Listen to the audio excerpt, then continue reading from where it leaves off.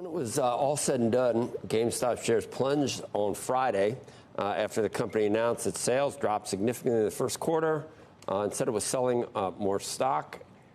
In the pre-market, I think you can kind of see it. You could see it on the chart. It had run up, remember, earlier in the week to like 40, and then in the pre-market, it looked like it was going to go up 50% from there or more. When it was all said and done, it was all the way back to 28 today. It is up a little bit to around 30. All this happened after a live stream by Keith Gill, a.k.a. Roaring Kitty, failed to rally retail traders to his cause. Joining us now is the Axios reporter who's been tracking this story, Hope King, Axios senior business reporter. It started with such promise for people long on Friday, Hope, and then that surprise announcement when results were released, I guess presumably to get things ready for an expanded stock sale. That started the momentum down, and it was hard to stop that, and the live stream did not seem to help very much. No. Good morning, and thanks for having me back. I mean, first of all, I'm also sad that we're going to get shorter days. But that aside, it was really a story of fun versus fundamentals on Friday. So the fundamentals, as you mentioned, the company coming out early with the results of its first quarter, going up against everybody who's just trying to watch what he was going to do. And at the end of the day, as of Friday, that story that he tried to tell on his live stream didn't win folks over. And of course, we're seeing a little bit of a rebound in pre-market. But to me, that was really the big story, was that on Friday, at least, because we know how the story changes day to day with the stock, the fund did not win over the fundamentals, given the business is still in that very drastic turnaround strategy. Just sort of going over a lot of the things he's been saying all along, Hope, about GameStop. I mean, 3 years ago, I guess you could buy some of it, but we've had now another 3 years of performance from the company. Are those old bullish sentiments, do they still work at this point? I'm not sure that they do, and I wonder if this is going to be a much more short-lived meme stock craze this time. I think you're right. I think the analysts that you've had also on your program, have gone into this. I mean, this is a retail business, and we know that retail has pockets of strength right now and pockets of weakness. And, they're really trying to improve the relationship that the store employees have with the customers coming in.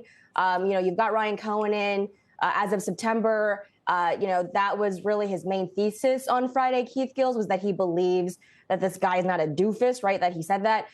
You guys also at the beginning of your show talked about how it seemed pretty insane, the whole live stream. And by the end, as he saw the stock close down nearly 40%, he admitted, he's like, I'm a little cuckoo, right? Clearly I'm a cuckoo, and all of you guys are, and crazy sticks together.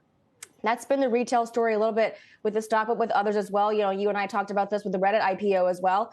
People who are people who understand businesses like a Reddit or like a GameStop, they feel like it's something they can get in on for the lulls. Everything the internet touches, right, turns to lulls, and that's really what you saw in the comments too, that were rapidly going into that live stream.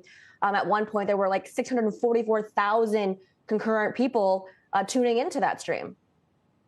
I'm watching right now. I didn't see it, and it looks like fun, I guess. But there's the 8 ball. It is a little bit crazy. How many times can you go back to the well with, I'm crazy and I'm buying and it's going to go up 40%? I don't. Sooner or later, it's like buyer beware. It's not going to keep happening, is it? No, I totally agree with you. I mean, if you look at his Twitter account, his X account, he only posts memes, right? His last one as of 10 hours ago was a screenshot, a little clip from the movie Batman, The Dark Knight. So, even at the beginning of his live stream, over 50 minutes of that live stream, I mean, a big chunk of it was just him laughing uncontrollably at himself, looking at his own image as he put Band-Aids all over himself and, try to reiterate that. What did you think was going on, honestly, when you saw this? Did you? I mean, he only broke out the beer sort of 20 minutes in, but I thought maybe some beer had been broken out prior or something. Agree with you 100% that he had pre-gamed before this. I think he was nervous. I think he was watching Andrew Left on your program with Scott before he went on. And I think you guys talked about, him lawyering up before that live stream. And he made very clear points that he's working alone. He's not working with anybody else. He's not working with hedge funds. I mean, these are all the things that people have been speculating out in the media. I think he's watching it very closely, everybody who's been talking about him, and he's been really trying to clear up the air in his own way about it. Do you think right now, Hope, what type of fundamentals do you think GameStop would need to be worth $30 a share? Are we there right now? I mean, I do not have the certifications to give you that answer, but I do think that, like I said, the retail story is a pretty difficult one. Yeah. All across the board, still especially worth $10 with billion. gaming. Still worth $10 billion. I mean, it's, $10 billion, nothing to sneeze. There's plenty of downside, I would think, if things don't improve.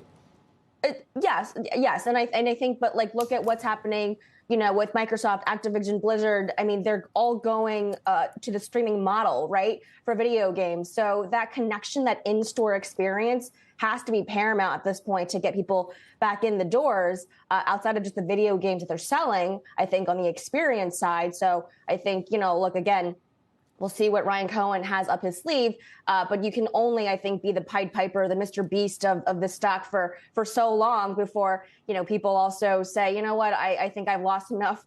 I think I'll try my hand at some other stock. I don't know. That's sort of where my head's at.